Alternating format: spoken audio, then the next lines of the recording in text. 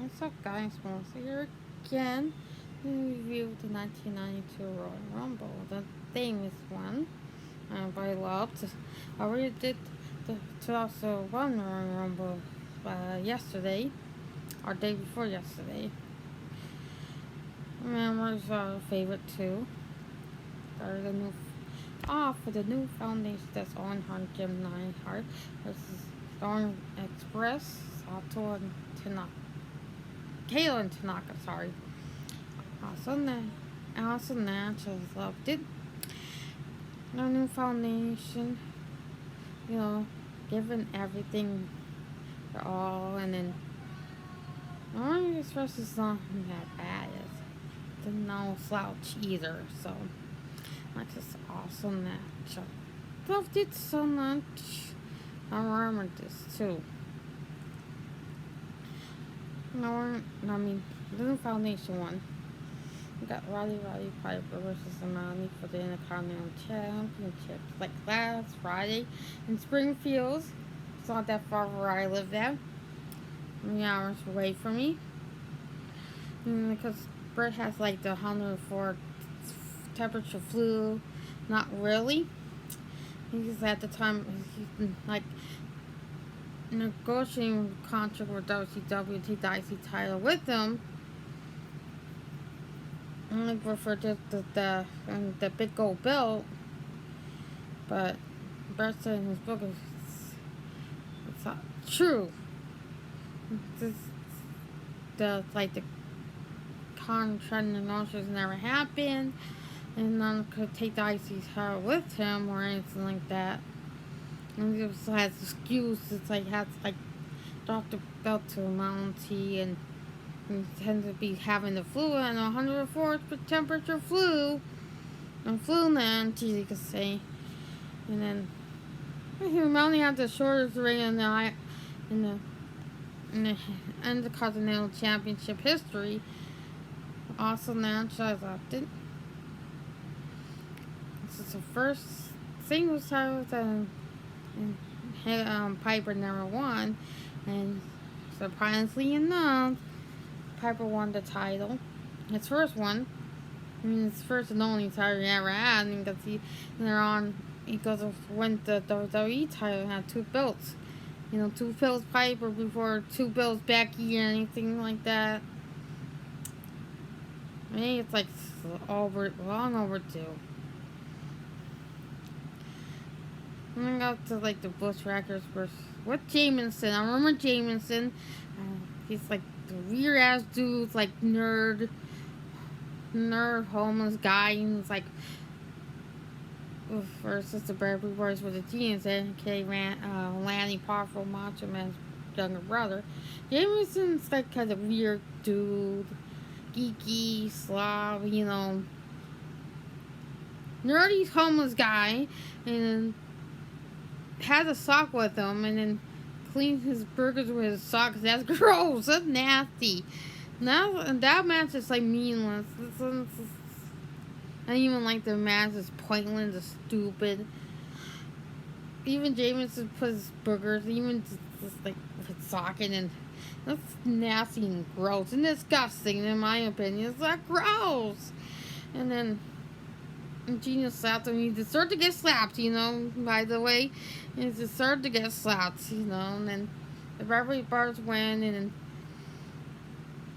there was like the Bushwhackers get their revenge on the Beverly Brothers, and Jameson get his revenge on the Genius. It gets kick him in the knees and kick him in his ass, and it's like that's weak. That's a weak kick and a weak in the knee caps and a weak kick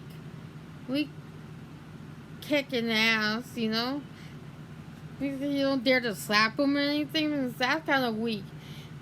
And Jameson character that I never liked either. It's nasty. And I got the Bushwhackers is out the roughest Jameson that I have the problem with. We shouldn't do which is nice, just ask for the WWE Tag Team titles. Hey, decent match. LOD and Announcer decides to bring their A game. But announcer decides to run by like a counter. But they don't win the titles, and Jimmy don't think they don't want the titles. They don't want the titles. How long you win the Rangers? You motherfucker, you! It's people, man. Because I remember I watched this, and it was like the pay-per-view we had the time, or this too. Terrible. What? They don't keep the titles. So they kept still the tag team titles. The big one.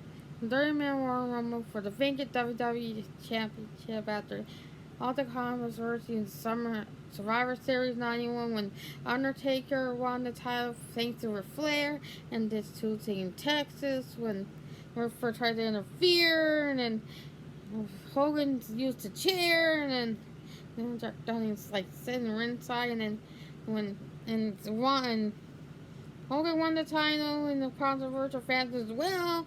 And then Jack Tunney says, "Forget it. Since we got two controversies. Forget we had no WWE champion. The title's vacated, and that's why we had this vacant WWE titles.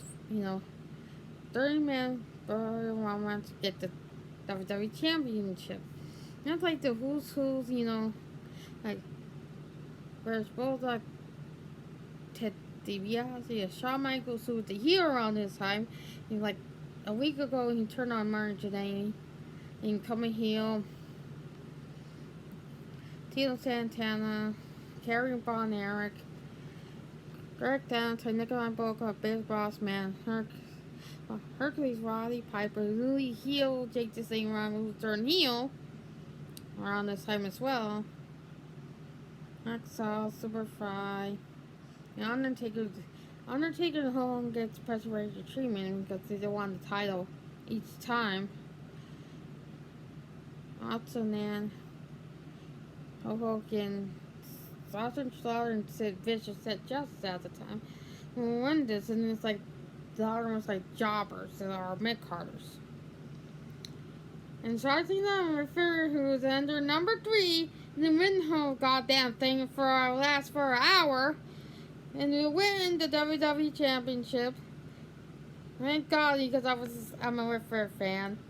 And then in the original pay-per-view broadcast, Sid Vicious suggested eliminate Hogan, and everybody got cheered.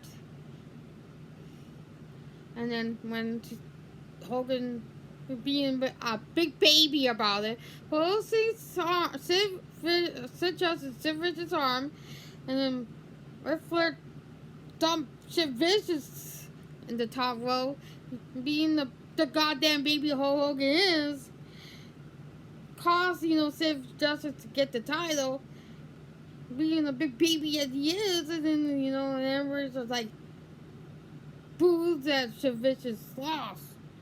And everybody's still cheering for Ric Flair won the title, who's a heel, and it's like this big, everybody's forgot, is from, every man for a Scott himself, Hogan. You see the damn poster? You big baby. And I got Ric Flair won. That was around 7 around this time. I'm 37 now. I remember this. I was 7 years old around this time. We just like moved here or so. No, we just started to move here. We were still knowing it, but Hogan is a big goddamn baby. And he needs to stop doing that. Even like the face, he's still a big baby. And, even if he's acting, he was still cheered for the people being a big baby about it. So Ric Flair won the 1992 Royal Rumble and become a WWE champion. It's not the first thing that happened. We'll go review the 2016 Royal Rumble, which I don't like very much. But Melissa, peace out.